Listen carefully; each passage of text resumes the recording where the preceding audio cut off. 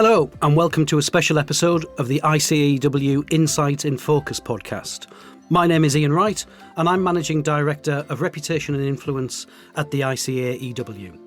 Today we're discussing the rollout of the International Standard on Quality Management, or quality management for firms that perform audits or reviews of financial statements or other assurance or related services engagements, for its formal title, or ISQM for short, and what firms need to do before the implementation date of ISQM 1 on the 15th of December. The intention is that ISQM will raise audit quality across the board, but the introduction of ISQM 1 has the potential to be tricky and time-consuming for firms. The standard requires practitioners to begin thinking about quality management on a risk assessment basis. But of course, it's arriving at a time of economic volatility, with rising prices and an increased risk of recession. But to make sense of it all, we're joined by three real experts in this field.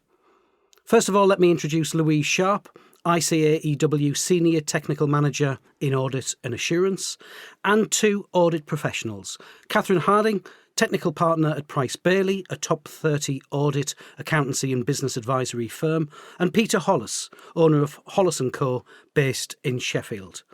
Louise, Catherine, Peter, thanks very much for joining us. Louise, can I start with you, if I may?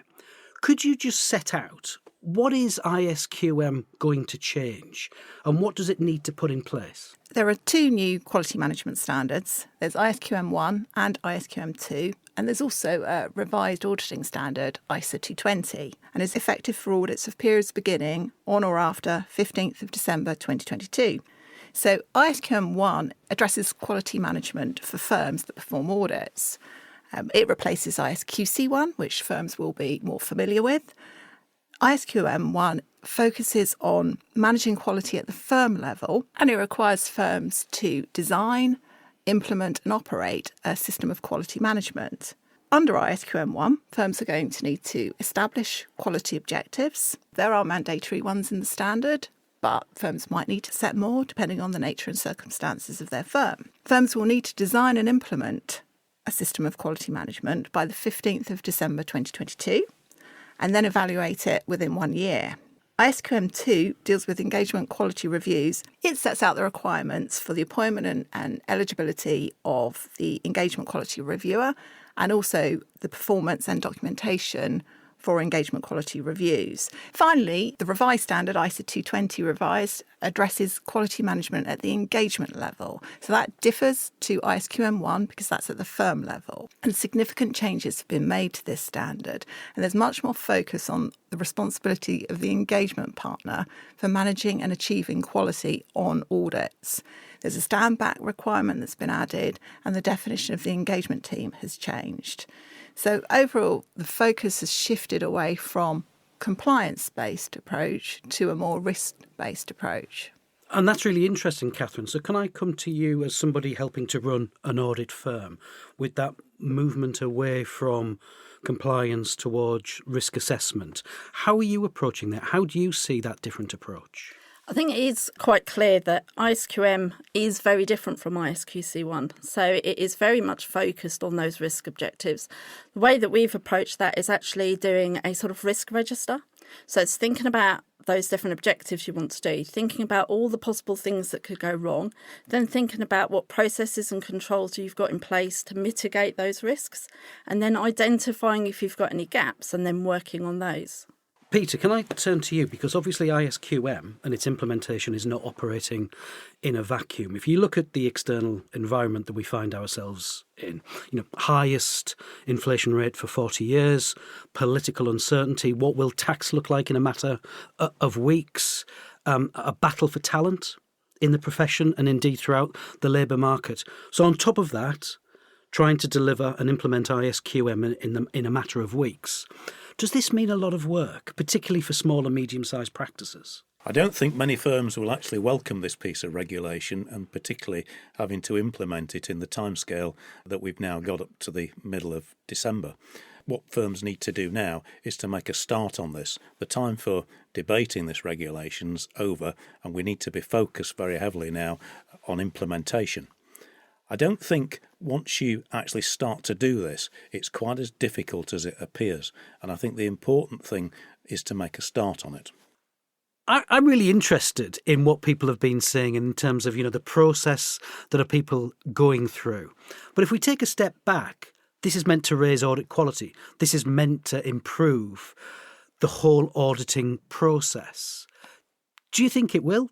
What benefits does ISQM actually provide? Louise? Well, I think by focusing on the risks of the practice, it should raise audit quality, because ultimately in the past we had a compliance-based approach and firms might well have been doing things, and policies and procedures in place that perhaps just aren't relevant to their firm. They've picked it from a manual and they've been doing it, but actually they could be more focused in terms of dealing with their risks. Catherine, Peter, in the heat of practice, when you're having to deal with things and satisfy clients' expectations and demands, this is not meant to be that laborious, box-ticking, compliance-based exercise. It's meant to help raise audit quality. Having gone through the process, do you think it has? I think it's been useful. It has been hard work, but actually having that opportunity to sort of take a step back and reflect on what we do. And actually, there's lots of things that I know we do, but have I written them down? And that sort of gap analysis actually has been quite useful to actually make sure that we have picked up on those points and they have been documented. Peter, from your perspective, a relatively small firm, is this just absolutely bureaucratic nonsense? I think if we define audit quality as not giving a defective audit report, I don't think that's going to help me, because I'm not aware that I've ever given a defective audit report. I think in terms of complying with audit standards, it may well help firms become more compliant with the letter of auditing standards. Presumably firms will be on a spectrum. There will be some that are well planned, confident that they know what they're doing, but there'll be others who are thinking, well, I've been doing other things. I've been distracted by clients, the external environment. I haven't even looked at this. It's not worth our while, this. Firms might drop out, and we've got an audit market where you're seeing a withdrawal from audit firms. So how do you encourage people to stay in the game when we're asking more and more of audit firms? We can't afford at the moment, Iain, for firms to stop auditing. The Charity Commission are very, very concerned about the availability of firms to audit small charities. There are lots of firms out there that are only doing 1 or 2 audits. We need to make this easy for them to comply with. I don't think it is that difficult, but it will require some effort. For the first time, firms are faced with a situation where they've got to start with a blank piece of paper and they've got to write out some quality objectives and they've got to assess some risks of not achieving those objectives. Firms haven't been faced with that before. Previously, they've been able to buy an off-the-shelf solution from providers like Mercia. They can't just do that now. They've got to put some effort into this. I can just reassure them that it actually doesn't take that long once you make a start on it. I've spent quite a long time on this, working out a process that works for my small firm. If you follow the steps that I undertook, I think you can do this in 7 or 8 hours. That's interesting. Catherine, can I sort of push this point about maybe this is the straw that breaks the camel's back? Peter referred to maybe firms, not like yours, but firms that have 1 or 2 audits and they think, I'm going to have to devote a huge amount of time to this. It's just not worth my while. I'm going to pull out of audits. How do we encourage people, firms, auditors, to stay in the game here? I think there are a lot of challenges on audit firms at the moment. We've got the new auditing standards coming in, ISA 315-240, that are also requiring us to do quite a lot of work around that. But it is really important that you do actually stay in the market if you're thinking of withdrawing. You can actually, with this standard in particular, it is proportional. You can look at it and there are bits that you can just cut out that are just not relevant to some smaller firms. We had to spend quite a lot of time looking at things like governance and things like that. But if you're a sole practitioner, you don't need to worry about that in as much detail. So I think it is trying to look at how it fits with you. And it's about you trying to look at your quality control. But it is going to be difficult, and it might well be the straw that breaks the back for some very small firms. But I hope not, because Firms are struggling at the moment with having adequate auditors, enough resource in the market. More and more people drop out, then that means there's less in the market, full stop. And actually we want to encourage more people in the market, not less. Louise, we've had the debate. This is happening. So what's the first step? Where do firms have to start on this? So the first step is, unfortunately, they're going to have to read the standard. There's no really escaping that. It's a fairly long standard. It's about 70 pages in length, but obviously remember that a lot of that is application material in the standard. So that's the first point, because actually they need to then understand what is relevant to them and what isn't relevant to them. I think they also need to take confidence from the fact that they actually do risk assessments at their clients. That's a slightly different scenario because you're looking at your own practice, but you should be confident of doing a risk assessment. So it's thinking about, okay, well, what are the risks in my practice to quality? What are the quality risks there? And what are the issues that might arise out of that? What responses do I have in place? I mean, what I suppose I would want to encourage is you read the standard. I don't want firms to just say, I have procedures and policies in place. I've had good inspection results in the past, therefore I don't need to do anything. Or equally, I'm just going to shoehorn what I currently have into the requirements of ISQM 1. You do need to identify your risks. It may well be that what you have in place actually covers all of the risks that you've identified. You might actually find that you're doing some things because you've been following a standardised manual in the past. You're doing some procedures that actually you don't need to do. And that's a good thing too. Catherine, Peter, you're helping to run firms that are very different to one another. You'll have different experiences and maybe different time commitments. Peter, you started talking about how long this has taken you already. I'm really interested to find out, what your experience has been. How do you go about the steps to start to deliver ISQM 1? I think the mistake I made at the start was to actually over-research this. And I would advise anybody who's doing this not to over-prepare for it. Take the standard. If you're a small firm and you don't deal with pies, you can ignore ISQM 2. And once you've complied with ISQM 1, you've probably done everything you need to do for ISA 220. I started by photocopying the standard. And then I went through it, paragraph by paragraph, and wrote on it what I was already doing to comply with its requirements. Now, I would ignore the first bit on governance and leave that while last, because that is quite difficult to work out how to apply that to a small firm, and it's dispiriting and it can slow you down. So if I did this again, I would leave the bit on governance while last. I then go through the standard and mark off everything that you're already doing, and you will find that more than half the requirements are already inbuilt into your audit system. You'll find that a large part of the rest of the requirements only require you to write down a policy and communicate that policy to the staff. And I think you'll have a lot of confidence by that point that you're actually getting to the end of the process and it's not quite as difficult as it initially appears. Catherine, how did your approach differ to Peter's? You're a bigger firm. Does that mean more complexity, more processes to go through? How did what you've done differ from Peter's? I think I started the same way in that I looked at the standard, but I found it quite difficult to get started after that. You can read through the standard and you start thinking, well, how do I picture this? How do I document this? What does it need to look like? So in the end, we ended up looking at a couple of products that were out there on the market, more to get a starting point and to give me a bit of structure. After that, I've sort of built on that. But it is really important going through that. They do provide lots of examples, but it is important you actually amend that for what you do. So I've had to take out some of the recommended procedures because we do it differently. And it is really important going through it that it reflects what you do, because that's what you're going to be marked against going forward. I had to liaise with different people across the firm. So the section on resources, I talked to our HR team, what we did about recruitment, what we do on appraisal systems, things like that. Looking at systems and controls, talking to our IT department, liaising with some of the providers. So we had to send letters out to the likes of some of our providers for our methodology and our software, and just asking them how they make sure that what they give us is of good enough quality as well. So it has taken some time. It's not a finished product. It's going to be something that continues to evolve.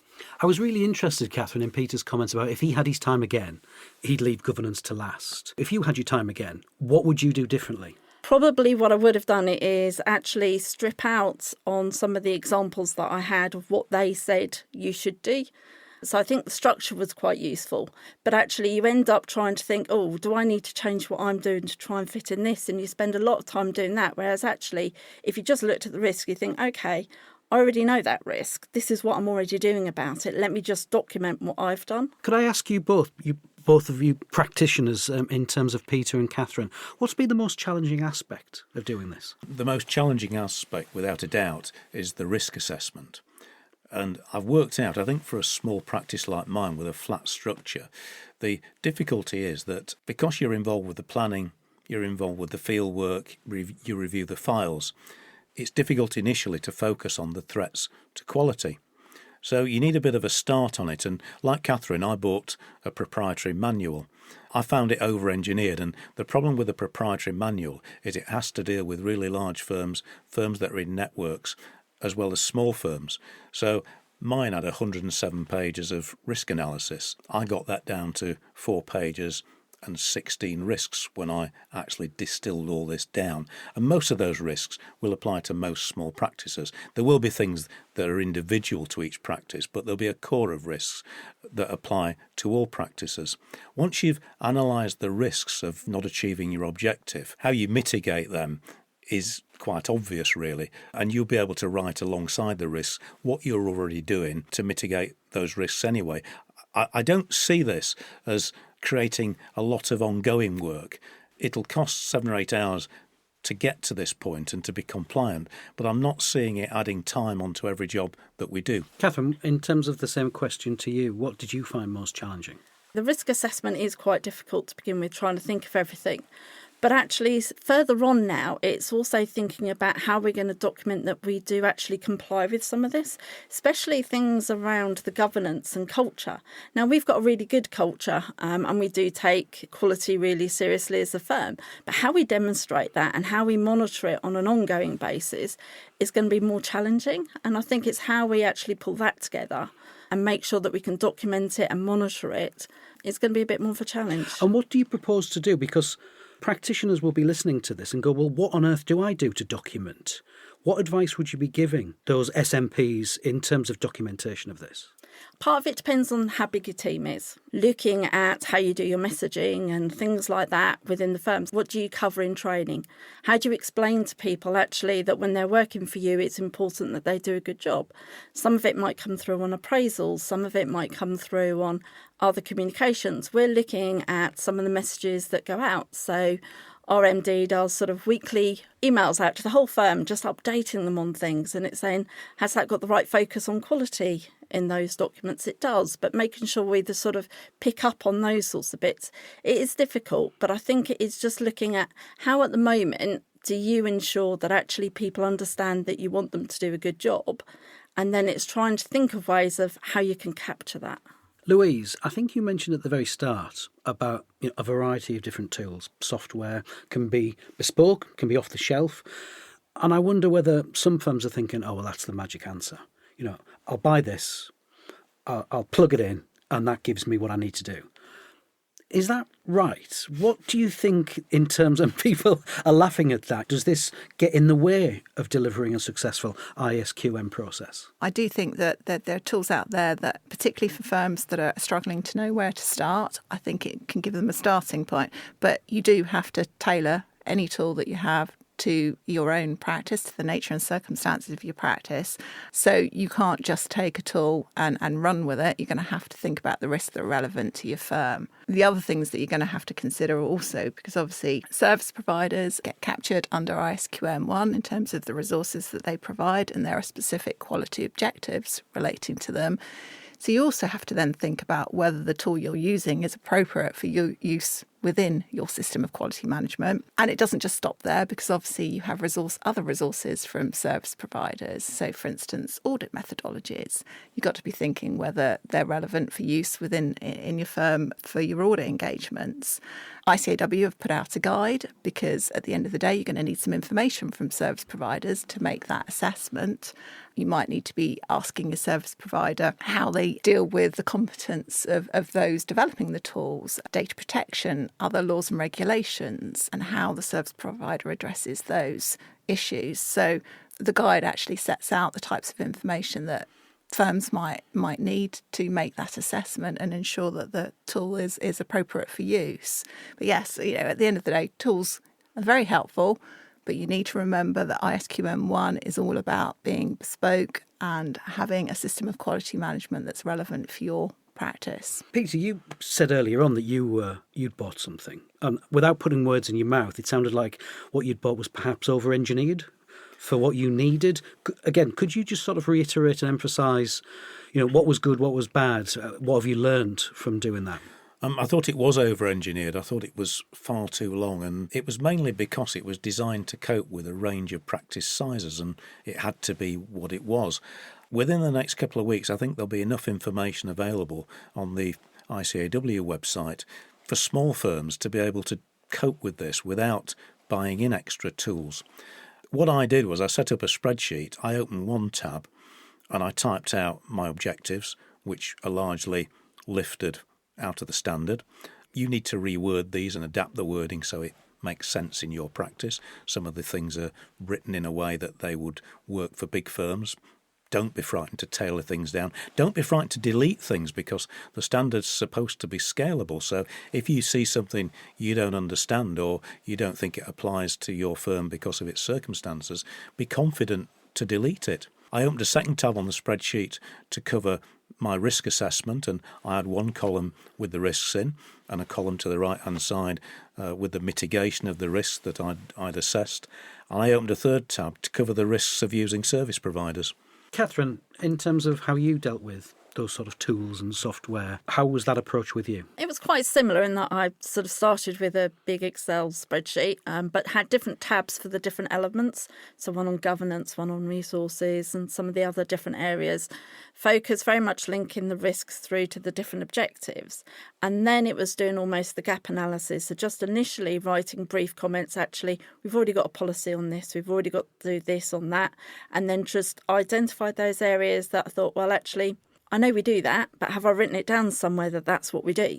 And highlighted those areas that I thought actually we need to improve the documentation on those, and then worked on those. So I have a separate thing of all the things that I needed to do. So highlighted those in a different colour, if you like. And then as that's progressed, I've sort of actually worked on those and then changed the colour to say, actually, that's now done.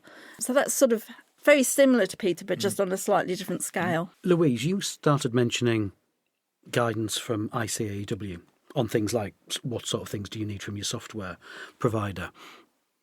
I would imagine members are looking to their professional body for help and guidance on this. What other ICAEW resources are available to members? So we have a quality management hub up on the website. It includes lots of articles which share insights from practitioners that are implementing the standard. We also have a series of webinars covering various aspects of the new standards. Obviously, you mentioned the service provider guide, and that's up there on the website too. We're pulling together content so small practitioners have a focused area of where they can get the resources that they need as well.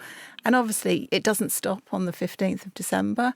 So we'll be looking at what additional resources we'll need to put in place for next year.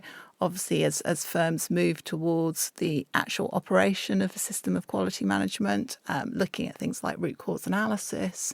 So there will be more to come. Members might be concerned about inspection and thinking, goodness, after 15th of December, QAD will be coming in. And if I haven't got everything ticked to the maximum amount, I'm going to get penalised and criticised. Should firms be concerned about QAD in the inspection process when it comes to ISQM? Well, I'd like firms not to be thinking about perfection. The whole purpose of ISQM 1 is about continuous improvement in audit quality. QAD recently published an article which I believe sets out their expectations in terms of what they're looking for from firms. They will be focused on the risk assessment. They'll want to see what risks firms have identified. They'll want to see how that maps back to the objectives in the standard, and also what responses they've put in place. But I genuinely believe that those very, very small firms with few audits, they're not going to be expecting a system of quality management that's anything like a larger firm's system of quality management. And I would just like firms to give it a go. Have a go if you've not done this yet. If you don't know where to start, perhaps start with a blank sheet of paper setting out what your firm's all about, what staffing you have, what clients you have. And then from there, look at what kind of risks, if looking at the objectives, what kind of risks will flag? What are your future plans as a practice? And then hopefully you'll have courage and to develop that system of quality management and maybe not feel so overwhelmed by it, because looking at the standard, it does feel a bit overwhelming for the first time. Catherine, Peter, I was really interested in what Louise was saying there in respect of don't be frightened of perfection. And, to use a cliche, perfection sometimes is the enemy of the good. You won't be perfect, nor should you be. But what should you be looking for in order to be of sufficient quality, to be good enough? I think the key thing is you've got to make a reasonable effort. Okay, don't bury your head in the sand. Don't just try and put this to the side. You've actually just got to make sure that you've had a look at the standard, understand what the objectives are, and then have a go. Think about those risks and think about what you already do. Peter. Like Catherine, I think the thing to do is to make a start. I think what you need is to start off with what Louise said. You do an assessment of the firm, record how you go about jobs, what staff you've got, what resources you've got. You then need to record the objectives. You need to have a go at assessing some risks, and you need to record how you're going to mitigate those risks. I think they're the key elements that QAD are going to look for, and they're going to look to see if you made an effort to do that. Please do something. It's not that difficult once you get started. There's been a wealth of great information from your insights and guidance here, but as we're coming to the end of this podcast, I'm just quite interested if there are one or two things that listeners need to take away for them in order to do this properly. What would you suggest and recommend to them? Louise? It's got to fit the nature and circumstances of your firm. Catherine? Make a start. I think it does seem overwhelming, but once you actually get into it, just start documenting what you do. And that's the key thing, like Louise said. And Peter? Trust me, once you've made a start, it gets easier. It's not as hard as it looks. Work from the standard. Don't over-prepare. Well, I think that's really helpful advice. I'm afraid that's all we've got time for today. Thank you, Louise, Catherine and Peter, for sharing your insights and experiences regarding ISQM.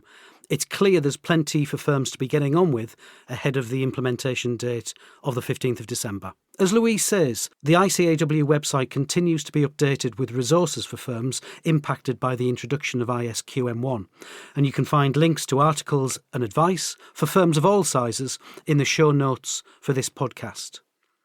You can listen to the next In Focus podcast later this month, when host Philippa Lamb will be exploring the impact of quantitative tightening on the UK economy.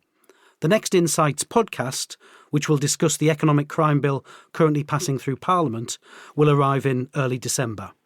In the meantime, please rate, review and share this episode, and remember to subscribe to ICAEW Insights wherever you get your podcasts. Thank you for listening.